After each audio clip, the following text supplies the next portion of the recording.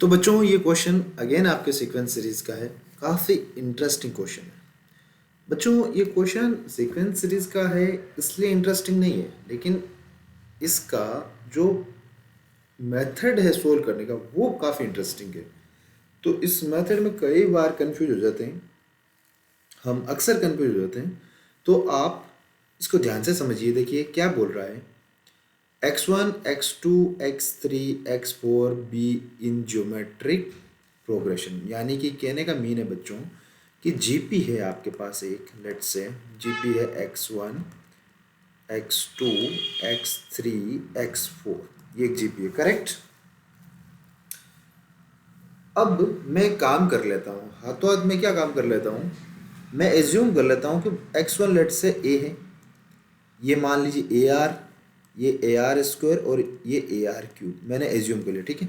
अब आगे की कंडीशन क्या है, 2 7 9 5 आर सब्ट्रैक्टेड रिस्पेक्टिवली, यानी हम रिस्पेक्टिवली ये अगर सब्ट्रैक्ट करते हैं, यानी कि मैं ए में से 2 सब्ट्रैक्ट कर देता हूँ, मैं ए आर में से 7 सब्ट्रैक्ट कर देता हूँ, मैं ए आर स्क्वायर में से 9 सब्ट्रैक्ट कर देता हूँ, और मैं ए आर क्यूब में से यदि 5 सब्ट्रैक्ट कर देता हूँ, तो जो रिजल्टिंग नंबर्स आएंगे वो एपी में होंगे, यानी ये रिजल्टिंग, ये आपकी किस में है, एपी में, करेक्ट। मतलब कि x1 बोलूँ या a बोलूँ एक ही बात है, x2 बोलूँ ए आर बोलूँ एक ही बात है। तो इसी तरह मैंने इसमें क्या किया, डायरेक्ट सब्ट्रैक्ट कर लिया। ये एपी का आपका a1 फर्स्ट टर्म, ये a2, ये a3 और ये a4। अब आप बोलोगे सर क्या ही मजाक कर रहे हो, ये तो हमें पता ही है ना। बिल्कुल पता है बच्चों, लेकिन ये चीज़ हमारे काम आएगी इसलिए मैं यहाँ पे इसको मेंशन कर रहा हूँ। बाकी आप तो ब्रिलियंट हो ही, इसमें कोई डाउट ही नहीं है। चलिए करते हैं इसको। हमें बच्चों इसकी वैल्यू निकालनी है, ये जो है ना इसकी वैल्यू हमें कैलकुलेट करनी है। कोई ना, करते हैं। हमें पता है बच्चों कि a3 माइनस a2 करूँ या a2 माइनस a1 करूँ, एक ही बात है, ठीक है। तो क्योंकि कॉमन डिफरेंस ही है ना, दोनों डी के बराबर ही है, तो यहाँ पर वैल्यू सब्स्टिट्यूट कर दीजिए। तो a3 है बच्चों आपके पास a r square minus 9, a2 है आपके पास ए आर माइनस 7। तो जैसे ही आप पुट करेंगे ये ए आर तो नेगेटिव हो जाएगा और ये हो जाएगा +7, मतलब माइनस की वजह से सिंबल चेंज हो जाएंगे। ये ए आर माइनस 7 और ये आपका ए वन ए माइनस 2 है, तो माइनस a+2 हो जाएगा, क्लियर। अब मैं इसको थोड़ा सिंप्लीफाई कर लेता हूँ, करेक्ट।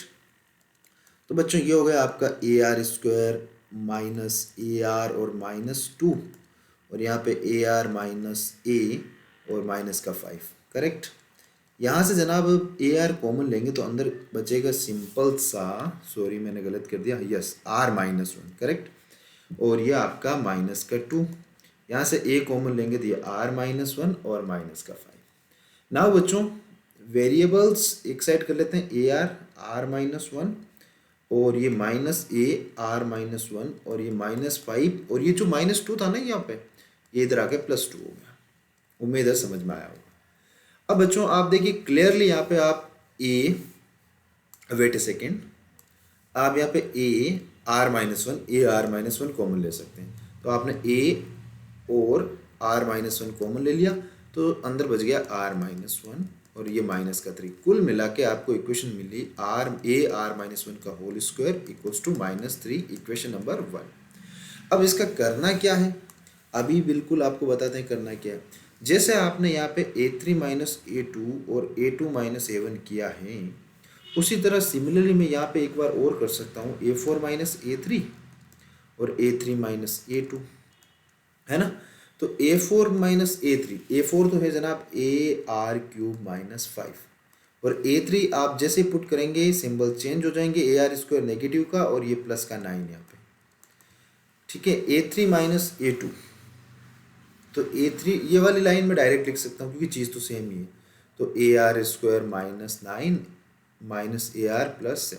आप कहेंगे सर आप लिख तो यहाँ ये स्टेप भी डायरेक्ट सकते थे, ये भी लिख सकते थे, लेकिन कोई ना, हम स्टेप बचाने की कोशिश नहीं करेंगे, आपको अच्छे से समझाने की कोशिश करेंगे, ठीक है। तो यहाँ पे आ गया A R cube minus A r square minus, sorry minus नहीं प्लस का 4 रहेगा क्योंकि 9 बड़ा है। फिर यहाँ पे ए r square minus A R और ये माइनस का 2 रहेगा, क्लियर। चलिए अगेन यहाँ से हम ए आर स्क्वायर कॉमन लेते हैं तो अंदर बचेगा सर आर माइनस वन, है ना। और यहाँ पे +4 है ही है, ए आर अगेन यहाँ से कॉमन ले लिया तो आर माइनस वन और -2 बचा। वही राम कहानी वापस हम क्या करेंगे, यहाँ से वेरिएबल सेपरेट कर लेंगे और कांस्टेंट सेपरेट कर लेंगे, तो ये -2 -4 वापस बच्चों आप कॉमन लेंगे ना तो a r r minus one common आ जाएगा और अंदर सिंपल सा आर माइनस वन ही बचेगा और ये -6। तो यहाँ पे आपको अगेन मिला a r r minus one का होल स्क्वायर -6, इक्वेशन नंबर 2। अब बच्चों कुछ ना करें, इक्वेशन 2 में इक्वेशन 1 का डिवाइड लगा दो, तो देखिए ये बनेगा a r r minus one का whole square divided by a r minus one का होल स्क्वायर और -6 डिवाइड बाई -3। यही होगा ना, सिंपल सा डिवाइड, वैल्यू सब्स्टिट्यूट की और कुछ नहीं किया हमने। ए से ए कैंसिल आउट, माइनस से माइनस कैंसिल आउट, 3 से 2 कैंसिल आउट, ठीक है। और आर माइनस वन के होल स्क्वायर से आर माइनस वन का होल स्क्वायर कैंसिल आउट। कुल मिला के बच्चों आपका कॉमन रेशियो आर जो है वो 2 आ गया। कितना आ गया? 2, बड़ी इजी तरीके से। अब आप इक्वेशन 1 या 2 में किसी में आर की वैल्यू सब्स्टिट्यूट कीजिए, आपको वैल्यू मिल जाएगी किसकी? ए की। तो सर इक्वेशन 1 में ही कर लेते हैं, है ना। इक्वेशन 1 में आर की वैल्यू पुट करोगे तो ये ए, और बच्चों देखिए 2 में से 1 जाएगा तो 1 ही बचेगा, तो यानी ए इक्वल टू -3। चलिए सर ए भी आ गया, आर भी आ गया, अब तो हमें सब कुछ मिल ही गया समझो। तो मैं एक काम कर लेता हूँ कि मुझे x1 x2 x3 x4 का प्रोडक्ट चाहिए ना। तो देखिए x1 आपका a है यानी कि ये -3, x2 आपके पास क्या है, या एक काम कर लेते हैं ना सर, डायरेक्ट ही कर लेते हैं, इतनी चीज़ें कॉम्प्लेक्स क्यों करनी, सीधा करते हैं इसको शॉर्ट मेथड से। तो बच्चों देखिए कि जब आप x1 x2 x3 x4 का आपको प्रोडक्ट चाहिए तो आप इनके सब के प्रोडक्ट ले लो। तो इनके जब प्रोडक्ट लेंगे तो क्या आएगा, a की पावर 4 और r की पावर 6, r की पावर क्या हो जाएगी 6, यानी कि अगर आपको 1/24 x1 x2 x3 x4 चाहिए तो आप 1/24 और इसके जगह आप a4 और r6 लिख सकते हैं। अब देखिए 1/24 तो एज इट इज, a4 क्या है -3 की पावर 4 और r की पावर 6 यानी कि भैया 2 की पावर 6। अब बस इसको कैलकुलेट कर लीजिए। तो देखिए 1/24 और ये -3 जो है ना, आप देखिए ये 3 मैं इसको लिख सकता हूँ, ये पॉजिटिव हो जाएगा 9 × 9, ठीक है। और ये बच्चों हो जाएगा आपका 8 × 8 बोल सकते हैं, कोई दिक्कत ही नहीं।